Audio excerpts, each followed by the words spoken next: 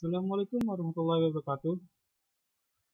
Yang terhormat Ibu dosen Rika Novita STMT, selaku dosen fisika instrumentasi.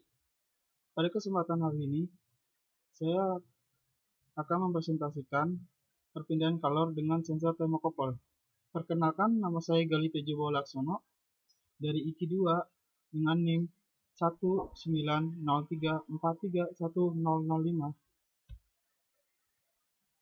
Kita lanjut ke berikutnya, yaitu kalor.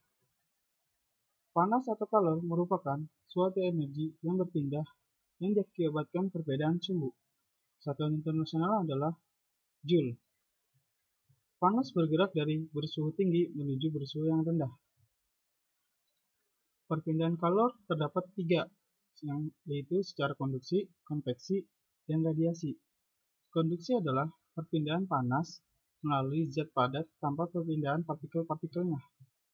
Konveksi adalah perpindahan panas dengan melalui aliran zat perantaranya ikut merambat atau berpindah. Dan radiasi merupakan suatu perpindahan panas tanpa zat perantara. Rumus kalor yang diterima atau dilepas yaitu Q sama dengan M kali C kali delta T, di mana Q adalah banyak kalor atau joule, M adalah massa benda dengan satuan kilogram, dan C adalah kalor jenis dengan satuan joule per kilogram derajat Celcius, dan delta T adalah perubahan suhu. Sensor. Sensor merupakan suatu alat atau device yang berfungsi mengubah suatu besaran fisik atau kecepatan, suhu, intensitas cahaya, dan besaran kimia, molaritas, mol menjadi besaran listrik. Besaran listrik yang dihasilkan dilanjutkan ke sebuah rangkaian pengkondisian sinyal, ditransmisikan, dan ditampilkan atau diteruskan ke rangkaian kontrol yang telah dihubungkan dengannya. Termokopel. Termokopel adalah jenis sensor suhu yang digunakan untuk mendeteksi, mengukur, atau mengukur suhu melalui dua jenis logam konduktor yang berbeda yang digabungkan pada ujungnya sehingga menimbulkan efek termoelektrik. Ditemukan oleh seorang fisikawan Estonia bernama Thomas Johann Seebeck pada tahun 1821. Perbedaan tegangan listrik di antara dua persimpangan junction ini dinamakan efek Seebeck. Ini gambar dari jenis termokopelnya. Termokopel hanya terdiri dari dua kawat logam konduktor yang berbeda jenis dan digabungkan ujungnya. Satu jenis logam konduktor yang terdapat pada termokopel akan berfungsi sebagai referensi dengan suhu konstan atau tetap, sedangkan yang satunya lagi sebagai logam konduktor yang mendeteksi suhu panas. Ini jenis-jenis termokopel.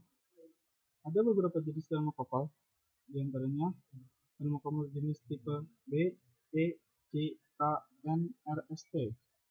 Masing-masing termokopel itu memiliki kapasitas luas pengukurannya itu berbeda-beda. Kalau B itu 1600 sampai 3100 derajat Fahrenheit. E 200 sampai 1650 derajat Fahrenheit. Yang J 200 sampai 1400 derajat Fahrenheit. Yang K 200 sampai 2300 derajat Fahrenheit. N 200 sampai 2300 derajat Fahrenheit. R 32 sampai dengan 2700 derajat Fahrenheit, yang S 32 sampai dengan 2700 Fahrenheit, T 32 sampai dengan 660 derajat Fahrenheit. Termokopel memiliki kelebihan yaitu responnya yang cepat terhadap perubahan suhu. Rentang suhu yang luas berkisar antara minus 200 derajat Celcius hingga 2000 derajat Celcius. Banyak macam-macamnya, tahan terhadap goncangan dan getaran, dan mudah digunakan.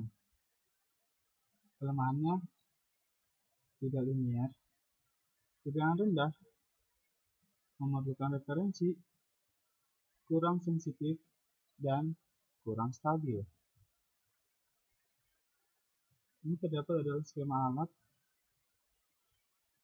Pada skema alat gambar di atas merupakan sudah tersambung sesuai dengan prosedur kerja. Konektor DB9 sudah terpasang dengan pin Arduino Digital PWM. Kemudian MAX6675 sudah tersambung dengan pin Arduino Digital PWM. Dan sensor termokouple juga tersambung dengan MAX6675.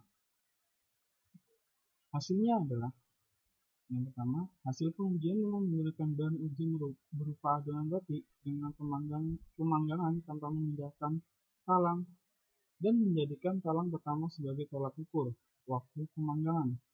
Pengujian tersebut bertujuan untuk mendapatkan data suhu dan waktu yang dibutuhkan untuk mematangkan adonan pada talang yang menjadi tolak ukur. Pengujian ini dilakukan tanpa memanaskan oven terlebih dahulu dan suhu awal oven yaitu 20 derajat Celcius. Pengujian membangun adonan posisi elemen pemanas pada bagian tengah. Ini terdapat tabel pengujian talang 1, talang 2, dan talang 3 dengan suhu hingga masak yaitu 110 derajat Celcius dengan waktu 45 menit. Yang talang 1 itu dengan waktu sekian dan dengan waktu 45 menit dan waktu dengan suhu 110 derajat Celcius itu matang sempurna, talang 2 matang, talang 3 matang. Hasil analisa dari percobaan tersebut yaitu 1.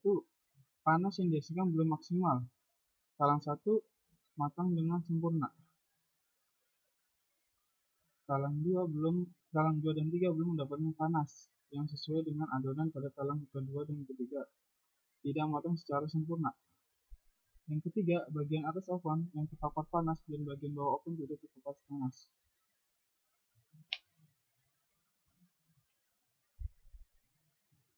Yang berikutnya ini adalah pengujian memanggang adonan dengan bagian bawah.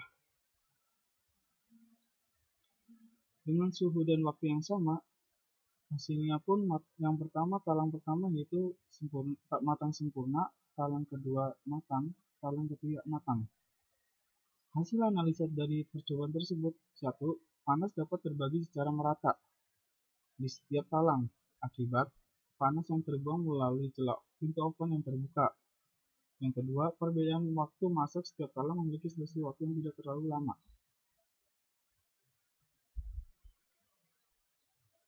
Pengujian tersebut bertujuan untuk mendapatkan data suhu dan waktu yang dibutuhkan untuk mematangkan adonan pada talang yang menjadi tolak ukur. Pengujian ini dilakukan tanpa memanaskan oven terlebih dahulu, yaitu dengan suhu awal 22 derajat Celcius.